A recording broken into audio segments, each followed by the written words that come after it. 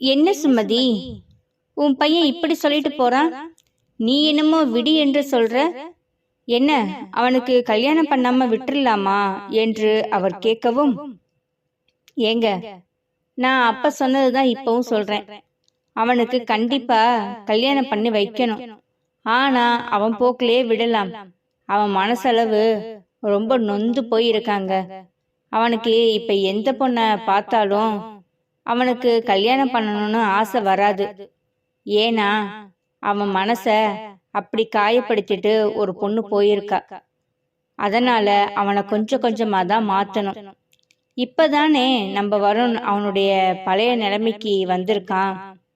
அதனால அவன் கண்டிப்பா கல்யாணம் பண்ணுவான். அவன் மனசு மாறும்.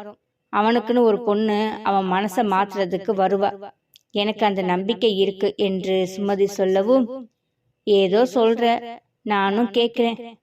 சரி, அவன் எப்படியோ மனசு மாறினால எனக்கு அதுவே ரொம்ப சந்தோஷமா இருக்கு. பழைய மாதிரி அவனை பார்க்கறதுக்கு எனக்கு இப்பதான் திருப்தியா இருக்கு என்று சொல்லிவிட்டு அவர்கள் அவர்களுடைய வேலையை பார்த்து கொண்டும் சந்தோஷப்பட்டு கொண்டும் இருந்தார்கள். இங்கு சக்தி வேலைக்கு சென்று விட்டு வீட்டுக்கு வரவுமே அம்மாவிடம் வந்து, அம்மா, என்னம்மா காலையிலிருந்து ரொம்ப வேலையா என்று அவள் கேட்கவும், எங்களுக்கு என்னம்மா வேலை, வீட்டு வேலை பார்க்கறது எல்லாம் ஒரு வேலையா என்று அவள் சொல்லிக்கொண்டு அப்படியே அனைவரும் உட்கார்ந்து பேசிக்கொண்டிருந்தார்கள். நீங்க இப்பதான் வந்தீங்களாப்பா என்று அவள் ரகுராமனை கேட்கவும், நானும் இப்பதான் வந்தேன். ஆமா, உனக்கு எப்படி இருக்கு வேலை அங்கு என்று அப்பா கேட்கவும், எங்கப்பா, அங்க வேலை ரொம்ப அதிகமா தான் இருக்கு. அங்க அவங்க கொடுக்கிற 200 ரூபாய் சம்பளத்துக்கு நம்மள மாடு மாதிரி வேலை வாங்குறாங்க. என்ன பண்றது, நம்ம குடும்ப கஷ்டத்துக்காகத்தான் நான் போயிட்டு இருக்கேன் என்று சொல்லி அவர்கள் இப்படியே அவர்களுடைய குடும்ப சூழ்நிலையை பற்றி பேசிக்கொண்டிருந்தார்கள். அம்மா, அப்பா, அக்கா, நீங்க எல்லாருமே இருக்கிறதுனால உங்ககிட்ட நான் ஒரு விஷயம் சொல்லலான்னு இருக்கேன். இந்த விஷயத்த கேட்டுட்டு அப்புறமா நீங்க கோவப்பட வேண்டாம். நம்மளுடைய வீட்டோட நிலைமைய நினைச்சு பாருங்க. இதுல யாராச்சும் ஒருத்தவங்க விடிவு காலம் கொடுக்க மாட்டோமா அப்படிங்கிற ஒரு நிலைமையில தான் நம்ம இருக்கோம். அதனாலதான் இந்த முடிவை நான் எடுத்திருக்கேன் என்று சக்தி சொல்லவும், உடனே லக்ஷ்மி, என்ன முடிவு எடுத்திருக்க? அப்படி என்ன நம்ம குடும்பத்தை மாற்றப்பட ஒரு முடிவு நீ எடுத்திருக்க என்று அம்மா கேட்கவும், அம்மா, எனக்கு இந்த முடிவு ஒரு நல்ல முடிவு என்கின்ற மாதிரி தோணுது. யாராச்சும் ஒருத்தவங்க இந்த குடும்பத்துக்காக பாடுபட நம்முடைய கஷ்ட காலம் போயிருங்கிற மாதிரி இருக்கு. அதனாலதான் இந்த முடிவை எடுத்தேன் என்று சொல்லி அவள் அதை சொல்ல ஆரம்பித்தார். அப்பா, நீங்க சென்னைக்கு போய் சம்பாதிக்கிறேன்னு சொன்னீங்க. ஆனா நான் வேணான்னு சொன்னேன். காரணம், வீட்டுக்கு ஆம்பளத்தனை கண்டிப்பா வேணும்பா. நீங்க போயிட்டீங்கன்னா நாங்க 3 பொம்பளைங்களும் சேர்ந்து என்னப்பா பண்ண முடியும்? அதனாலதான் உங்களை சென்னைக்கு வேலைக்கு போக வேணான்னு சொன்னேன். ஆனா இப்ப நான் என்ன முடிவு எடுத்திருக்கேன்னா, என்னோட மில்லுல வேலை செஞ்ச ஒரு அக்கா இப்ப அந்த வேலையை விட்டுட்டு சென்னையில வேலை செஞ்சுட்டு இருக்காங்க. அவங்களும் கை நிறைய சம்பாதிச்சுட்டு அவங்க மாசத்துக்கு ஒருக்கா வந்துட்டு போறாங்க.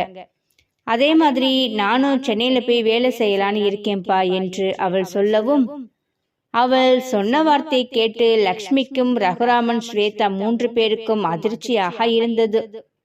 என்ன சக்தி சொல்ற? விளையாடுறியா? ஒரு வயசு பொண்ண நாங்க வெளியூர்ல போய் தங்க வச்சு வேலை செய்ய வைக்கிறதா? நல்லா இருக்குமா? நீ இல்லாம இங்க எப்படி எங்களால இருக்க முடியும் என்று லக்ஷ்மி கேட்கவும், அம்மா, நம்ம குடும்பம் ஒரு நல்ல நிலைமைக்கு வரணும்னா நம்ம சில விஷயங்களை நம்ம சகிச்சுட்டு தான் இருக்கணும். நான் கொஞ்ச நாளைக்கு அங்க போய் வேலை செஞ்சேன்னா நம்ம குடும்ப நிலை மாறுமா? நம்மளும் ஒரு நல்ல நிலைமைக்கு வருவோம் என்று சொன்னாள். உடனே லக்ஷ்மியும் ரகுராமனும் ஒருவரை ஒருவர் பார்த்து கொண்டார்கள். இதற்கு அவர்கள் என்ன சொல்ல போகிறார்கள் என்று சக்தியும் அவர்களையே பார்த்து கொண்டிருந்தாள். சக்தி, நீ எடுத்திருக்கிற முடிவு நல்ல முடிவானா எங்களுக்கு தெரியலம்மா. நாங்க என்ன உன்கிட்ட சொல்றதுன்னு எங்களுக்கு தெரியல.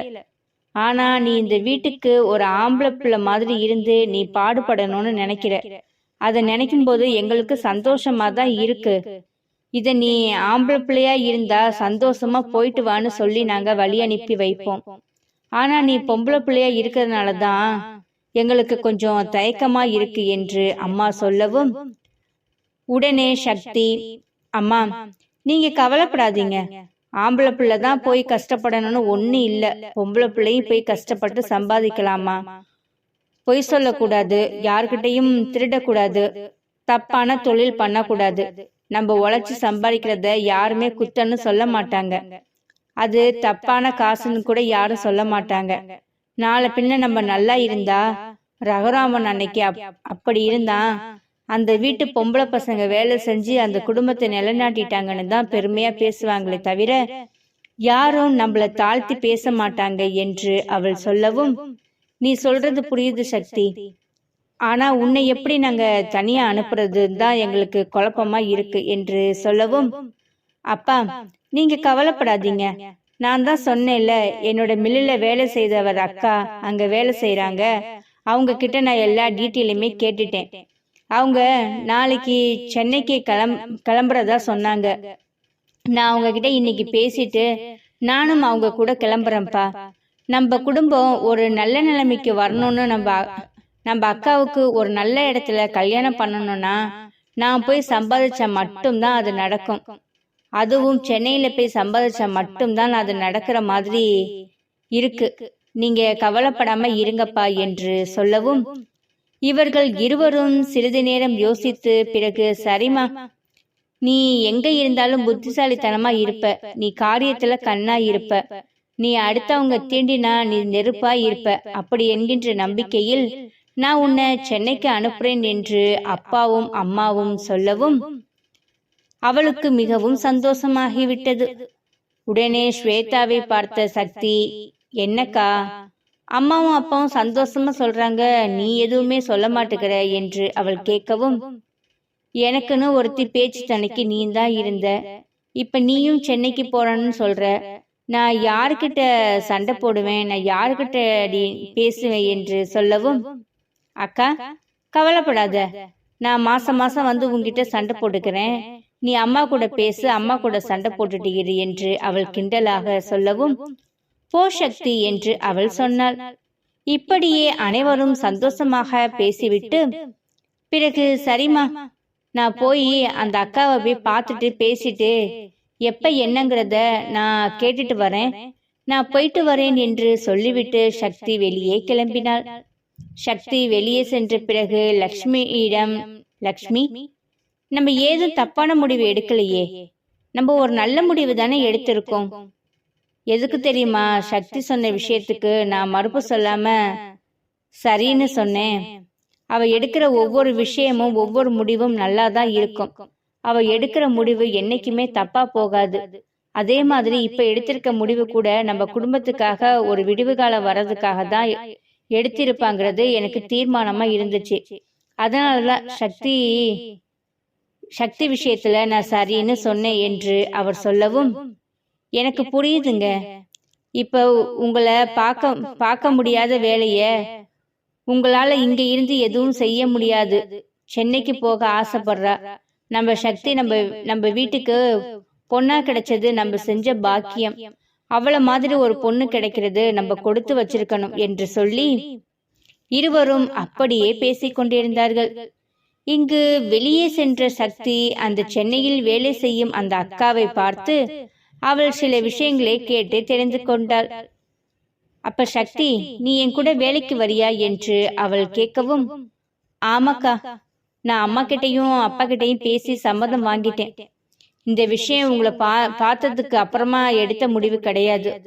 ஒரு வாரத்துக்கு முன்னாடியே என் மனசுல தோணிக்கிட்டே இருந்த விஷயம்தான். உங்களைய பார்த்ததுக்கு அப்புறமா தெளிவாயிடுச்சு. நம்ம சென்னைக்கு கிளம்பலாம் அக்கா. நீங்க என்னைக்கு கிளம்புறீங்கன்னு சொல்லுங்க, நானும் உங்க கூட வரேன்.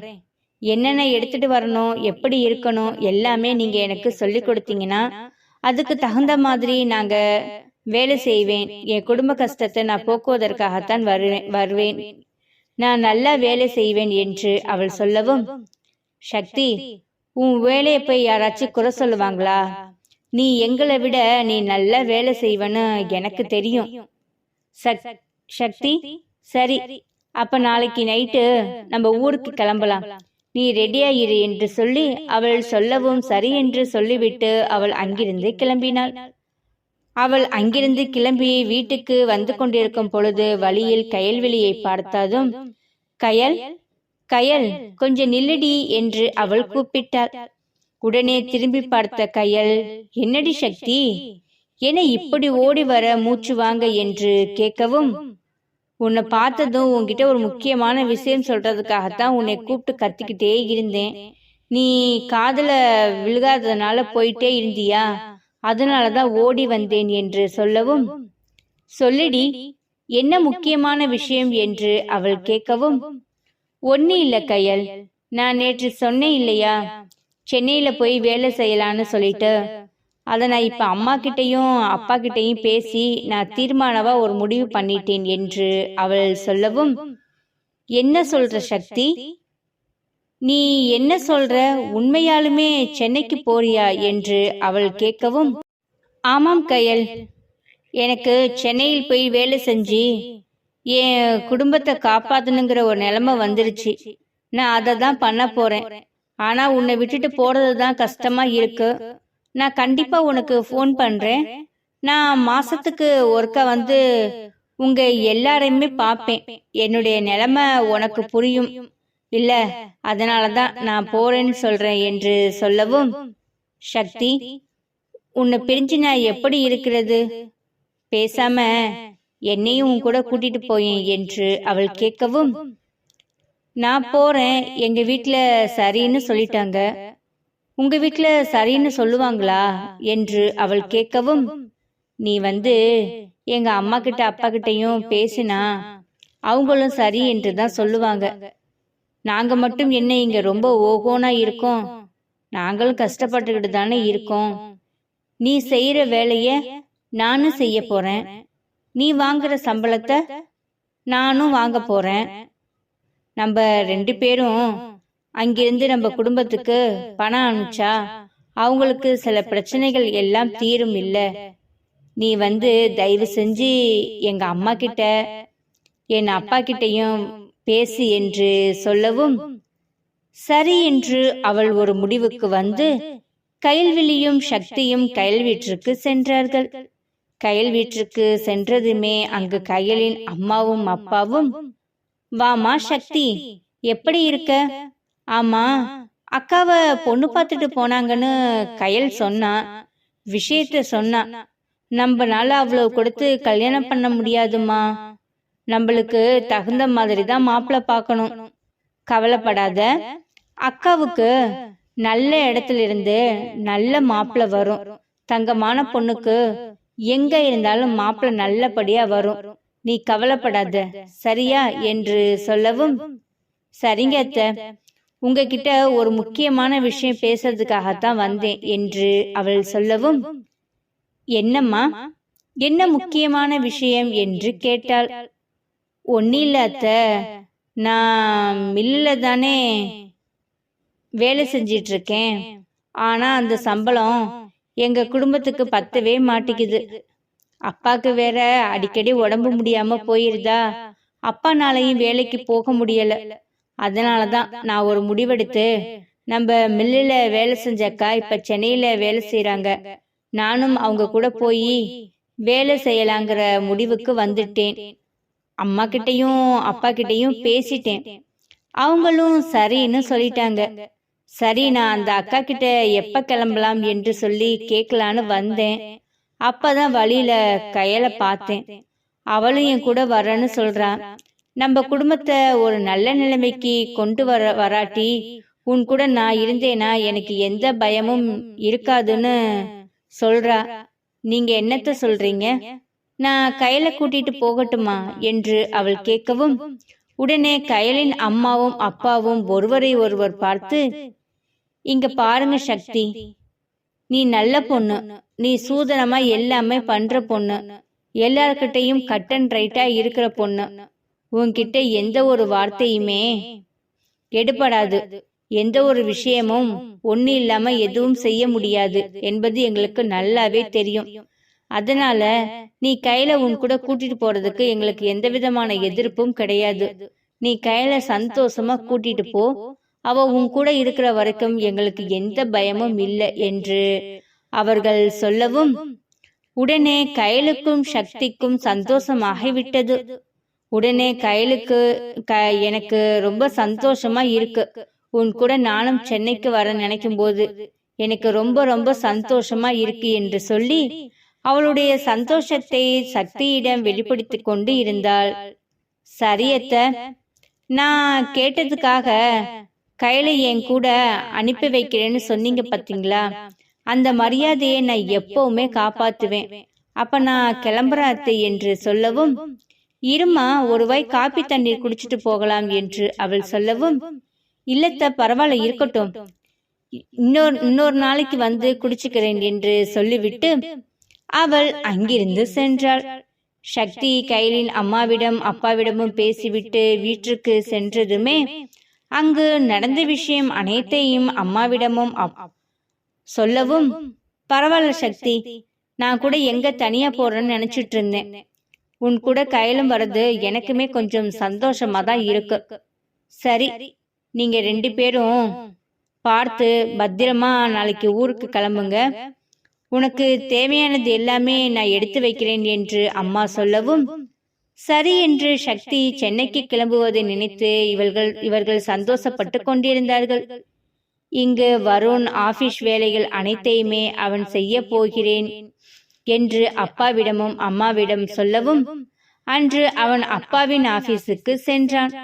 அங்கு சென்று அவன் அந்த சேரில் உட்காரவுமே அதை பார்க்கவுமே நாராயணனுக்கு மிகவும் சந்தோஷமாகிவிட்டது. உடனே அவர் ஒரு மீட்டிங்கை அரேஞ்ச் பண்ணி அங்கு உள்ள அனைவரிடமும் இனிமேல் வருண் தன்னுடைய ஆபீஸை பார்த்து கொள்வான் என்று அவர்கள் எல்லாரிடமும் அவன் அறிவித்தான். அதே போல வருண் அந்த ஆபீஸை நிர்வாகம் செய்வதற்கு தயாராக இருந்தான். அப்பொழுது அங்கு வேலை செய்த சில பேர் வருண் சில நாள் குடித்து திரிந்த பழக்கத்தை நினைத்து, என்னடி இத்தனை நாளா மொண்ட குடிகாரரா குடிச்சிட்டு அங்கங்க சுத்திக்கிட்டு இருந்தவர் இன்னைக்கு என்ன ஆபீஸுக்கு வந்து அப்பாவுடைய பொறுப்பை எடுத்துக்கிறேன்னு நல்ல விதமா வந்து உட்கார்ந்து இருக்காரு, இவரை புரிஞ்சிக்கவே முடியலையே என்று அங்கு உள்ளவர்கள் பேசவு, எதுக்கடி நம்மளுக்கு வம்பு, சம்பளம் கொடுக்க போறது அவங்க, வேலை செய்ய போறது நாம, நம்ம பாட்டுக்கு நம்ம வேலையை செஞ்சுட்டு போகலாமே என்று சொல்லவும், அங்கு வந்த சூப்பர்வைசர், ஆமா அதுதான் உங்களுக்கு நல்லது தம்பி, ரொம்ப கட் அண்ட் ரைட்டா இருக்கும்.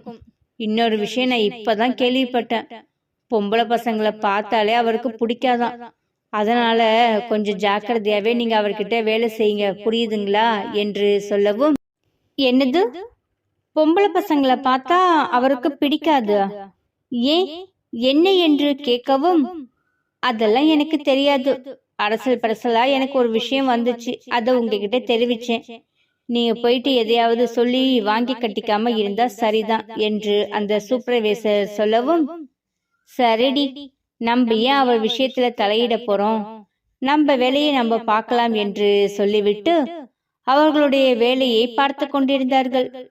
இங்கு நாராயணன் வருணும் அவர்களுடைய கேபினில் உட்கார்ந்து அவன் சில விஷயங்களை தன் மகனிடம் சொல்லி கொடுத்து கொண்டு இருந்தான்.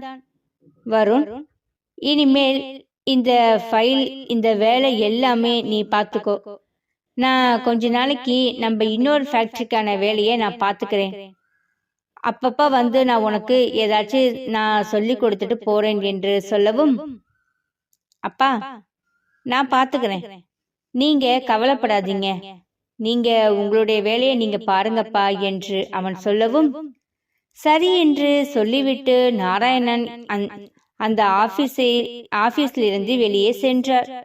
நாராயணன் ஆபீஸை விட்டு வெளியே செல்லவுமே வருண் அங்கு உள்ள அனைவருக்குமே திரும்பவும் ஒரு மீட்டிங்கை போட்டான். மீட்டிங் போட்டு அனைவரிடமும், இங்க பாருங்க, இத்தனை நாளா இந்த ஆபீஸ்ல நீங்க எப்படி வேலை செஞ்சீங்கன்னு எனக்கு தெரியாது, ஆனா இனிமேல் இந்த ஆபீஸ்ல நான் சொல்றபடிதான் நீங்க எல்லாருமே வேலை செய்யணும், எல்லாருமே ஷார்ப்பா 9:30க்கு ஆஃபீஸ்க்கு வந்துடணும். 5 o'clock தான் எல்லோருமே அந்த கேபினை விட்டு வெளியே வரணும். அதுக்கிடையில யாரும் அந்த கேபினை விட்டு வரக்கூடாது. உங்களுக்குன்னு ஃப்ரீடம் கொடுத்துருக்கு. அந்த ஃப்ரீடம் மட்டும்தான் நீங்க யூஸ் பண்ணிக்கணும். அடிக்கடி யாரும் ஃபோன் பேசக்கூடாது. பிறகு யாராச்சும் உங்களை பார்க்க வராங்கன்னா அவங்க எல்லாருமே நம்மளுடைய வெயிட்டிங் ஹாலில் உட்கார்ந்து தான் பார்க்கணும். இங்கே இருக்கிற ஒவ்வொரு ஸ்டாஃப் உங்களுக்குமே அவங்கவுங்க வேலையில் அவங்கவுங்க சின்சியராக இருக்கணும். அப்புறமா இன்னொரு விஷயம், இங்கே நிறைய லேடிஸ் வேலை செய்கிறீங்க. ஆனால் யாருமே என்னுடைய கேபின் பக்கம் வரவே கூடாது. உங்களுக்கு ஏதாச்சும் தேவை என்றால் என்னுடைய பிஏ கிட்ட மட்டும்தான் நீங்கள் சொல்லணும். யாரும் என் கேபின் பக்கமே வரக்கூடாது. அப்புறமா மேனேஜர் உங்ககிட்ட என்று அவன் ஆரம்பித்தவன், பிறகு சரி நீங்க எல்லாம் போகலாம் என்று அவர்களை அனுப்பிவிட்டு, சார் சொல்லுங்க சார் என்று அந்த மேனேஜர் கேட்டான். அப்பாவுக்கு ஆல்ரெடி லேடிஸ் தானே பிஏவா வேலை செஞ்சாங்க என்று கேட்கவும், ஆமாம் என்று அந்த மேனேஜர் சொன்னார். அவங்களுக்கு வேற வேலையை கொடுத்துட்டு எனக்கு ஒரு ஜென்ஸை பிஏவா போடுங்க என்று சொல்லவும், சார் ஜென்ஸ் ஒழுங்கா வேலை செய்ய மாட்டாங்கன்னு தான் அப்பா லேடிஸ் பிஏவா போட்டாரு என்று சொல்லவும், லுக் மேனேஜர், எனக்கு லேடிஸ் அவங்கள விட ஜென்ஸு இங்க நல்லா வேலை பார்ப்பாங்கன்னு எனக்கு தோணுது. நான் சொன்னதை மட்டும் நீங்க செய்யுங்க என்று அவன் சொல்லவும், சரி என்று அந்த மேனேஜர் உடனே அவருக்கு ஒரு ஆண் அசிஸ்டண்டை அவருக்கு தயார் செய்தார். உடனே இதை கேட்ட அனைவருமே, என்னடி பொண்ணுங்களை பார்த்தா ஜொல்லு வடிகிற இந்த காலத்துல இவர் பொண்ணுங்களை பார்க்க மாட்டேன்னு சொல்றாரு, யாருமே என்னுடைய கேபினுக்கு வரக்கூடாதுன்னு சொல்றாரு, அப்ப இவர் ஜொல்லு பாட்டி இல்லையா, இவர் கட் அண்ட் ரைட்டானவரா என்று அங்கு உள்ளவர்கள் பேசிக்கொண்டிருக்கவும், அதில் ஒருவர் வந்து, என்னதான் கட் அண்ட் ரைட்டா இருந்தாலும் எல்லா மனுஷரும் ஒரு பொண்ணுகிட்ட விழதான் செய்வார், இவரும் கூடிய சீக்கிரத்துல எப்படியோ ஒரு பொண்ணுகிட்ட விழுந்துருவார் என்று சொல்லி அவர்கள் பேசிக் கொண்டிருந்தார்கள். இங்கு சுமதி, என்னங்க ஆபீஸ்ல இருந்து நேரா வீட்டுக்கு வந்துட்டீங்க என்று கேட்கவும், அங்க வருண் எல்லா வேலையுமே பார்த்துட்டு இருக்கான் என்று நாராயணன் சொன்னார். எப்படியோ என் புள்ள குடிகார புத்தி இருந்து மாறி இப்ப நம்ம ஆபீஸ் பொறுப்பை எடுத்து நடத்துற அளவுக்கு வந்துட்டான். எனக்கு நம்பிக்கை வந்துருச்சுங்க. கூடிய சீக்கிரத்துல அவனே ஒரு பொண்ணை காமிச்சு இந்த பொண்ணை எனக்கு கல்யாணம் பண்ணி வைங்கன்னு கேட்பான் என்று சொல்லவும், நீ சொன்னது மட்டும் நடந்துச்சுன்னா எனக்கு சந்தோஷம்தான் சுமதி என்று சொல்லி அவர்கள் சந்தோஷமாக பேசிக் கொண்டிருந்தார்கள். இங்கே சக்தி சென்னைக்கு கிளம்பலாம் என்று அவளுடைய லக்கேஜை எடுத்துக்கொண்டு அனைவருமே பஸ் ஸ்டாண்டுக்கு வந்தார்கள். பஸ் ஸ்டாண்டுக்கு வந்ததுமே சக்தியை பிரிய போகிறோம் என்று ஸ்வேதாவுக்கு ஒரு பக்கம் கவலையாக இருந்தாலும், தன் குடும்பத்தை காப்பாற்றுவதற்காக அவள் செல்கிறாள் என்று ஒரு பக்கம் அவளுக்கு சந்தோஷமாக இருந்தது. அம்மா, அப்பா, நான் போயிட்டு வரேன். நீங்க பார்த்து பத்திரமா இருங்க. அக்காவை பத்திரமா பார்த்துக்கோங்க. அக்கா, நீ எங்கேயுமே போகாத, வீட்டிலே இரு, அம்மா கூடவே இரு. நான் உனக்கு ஃபோன் பண்றேன். அம்மா, நான் சென்னைக்கு போயிட்டு உங்களுக்கு ஃபோன் பண்றேன் என்று சொல்லவும், சரிமா சக்தி, பார்த்து பத்திரமா சூதனமா இருந்துக்கோ, எங்கேயும் போகாத, வேலைக்கு போனமா ரூமுக்கு வந்தமான்னு இருமா என்று சொல்லவும், சரிம்மா நான் பார்த்து பத்திரமா இருக்கிறேன் என்று சக்தி சொல்லவும், அதே போல கயலுக்கு சொல்லி அவர்கள் இருவரையுமே சென்னைக்கு அனுப்பி வைத்தார்கள். சக்தி பஸ்ஸில் ஏறி உட்கார்ந்து சென்னையை நோக்கி அவர்களுடைய பஸ் புறப்பட்டு கொண்டிருந்தது. சென்னைக்கு அனுப்பிவிட்டு வீட்டுக்கு வந்த லக்ஷ்மியும் ரகுராமனும் ஸ்வேதாவும் நம்ம சக்தியை நினைத்து மிகவும் கவலைப்பட்டார்கள். ஆம்பளையா பிறக்க வேண்டிய புள்ள பொம்பளை பிள்ளையா பிறந்துட்டு இந்த குடும்பத்துக்காக கஷ்டப்படுகிறாள் என்று சொல்லவும், அம்மா, சக்தி ஊருக்கு போனதை நினைச்சா எனக்குமே கவலையாதான் இருக்கு. என்ன பண்றது, எனக்கு ஒண்ணுமே புரியல என்று சொல்லவும், ஆம்பளை பிள்ளையா இருந்து நம்ம குடும்பத்துக்காக உழைக்க போறேன்னு சொன்னான். அது ஒரு பக்கம் நியாயமா, பொம்பளை பிள்ளைங்கிறதுனாலதான் கவலையா இருக்கு. ஆனாலும் அவன் போறேன்னு சொன்னதுனால அவளை நான் அனுப்பி வச்சிருக்கேன். எப்படி இருந்தாலும் மாசத்துக்கு ஒருக்க அவ வருவான்னு சொல்லியிருக்கா இல்ல, கண்டிப்பா வருவா. அப்ப நம்ம சக்திக்கு நம்ம அவளுக்கு பிடிச்சது எல்லாமே செஞ்சு கொடுத்து நம்ம பிள்ளைய பார்த்துக்கலாம் என்று சொல்லி அப்படியே சக்தியை பற்றி நினைத்து கொண்டு பேசிக்கொண்டும் அவர்கள் அன்று இரவு உறங்கினார்கள். இங்கு சக்தி யாரென்று தெரியாத ஒரு ஊரை நோக்கி அவள் பயணம் பண்ணி கொண்டிருந்தாள். அப்பொழுது கயலிடம், கயல், சென்னைங்கிறது நம்மளுக்கு புதுசு, அங்க யாரையுமே தெரியாது. டக்குன்னு அங்க நம்ம யாரையுமே நம்ப கூடாது. யாராச்சும் நம்ம கிட்ட பேச வந்தாங்கன்னா நம்ம 1க்கு 2 வாட்டி தான் யோசிச்சு தான் பேசணும். அதனால என்ன இல்லாம நீ அங்க எதுவுமே பண்ணக்கூடாது என்று சொல்லவும், சரி சக்தி, நீ இல்லாம நான் எதுவுமே பண்ண மாட்டேன். நீ தான் எனக்கு பக்கபலமா இருக்கிறதுனால தானே நான் வரேன் என்று சொல்லி அப்படியே சக்தி கயல் இருவரும் சென்னையை நோக்கி எதிர்கொண்டு இருந்தார்கள். சென்னைக்கு போற சக்தி அங்கு என்ன நடக்க போகிறது என்று தெரியாமலேயே அவள் பயணம் பண்ணி கொண்டிருந்தாள். இப்படியே போய்கொண்டிருந்தவர்கள் காலை பொழுது பலபலவென்று விடியவுமே அவர்கள் கோயம்பேட்டை சென்று அடைந்தார்கள். அந்த பஸ் ஸ்டாண்டில் இறங்கி அவர்களை அழைத்து சென்ற அந்த அக்கா, சக்தி, இதுதான் சென்னை, இங்க வந்துதான் நம்ம பஸ் ஏறணும், எல்லாமே பண்ணணும், அதனால இந்த இடத்த நீ நல்லா பார்த்து வச்சுக்கோ என்று சொல்லவும், சரிக்கா என்று சொல்லி அவர்கள் இருவரையும் அழைத்து கொண்டு அந்த அம்மா அவர்களை ஹாஸ்டலுக்கு அழைத்து சென்றார்கள். அங்கு ஹாஸ்டல் வாசலில் போய் நின்று, என்னம்மா இவங்க யாரு என்று அந்த ஹாஸ்டல் வார்டன் கேட்கவுமே, இவங்க எங்க ஊர்ல இருந்து இங்க வேலை செய்யறதுக்காக வந்திருக்காங்க. நான் தங்கி வேலை செய்யற இடத்துல தான் இவங்களும் வேலை செய்ய போறாங்க. அதனால இவங்களுக்கு ரூம் போட்டு கொடுங்கம்மா என்று அந்த வார்டனிடம் கேட்கவும், என்னம்மா உங்க பேரு என்ன என்று அந்த வார்டன் கேட்கவும், உடனே சக்தி, நான் சக்தி, எங்க அம்மா பேரு லக்ஷ்மி, அப்பா பேரு ரகுராமன், அக்கா பேரு ஸ்வேதா, நாங்க இந்த கிராமத்துல இருந்து வந்திருக்கோம் என்று அவள் சொல்லவும், உடனே கயலும் அதே சொன்னாள். சக்தி, உன்னை எனக்கு ரொம்ப பிடிச்சிருக்குமா, நீ படபடன்னு பேசுற, உன்னுடைய பேச்சு எனக்கு ரொம்ப பிடிச்சிருக்கு என்று அந்த வார்டன் சொல்லவும், ரொம்ப தேங்க்ஸ் மேடம் என்று அவள் சொன்னாள்.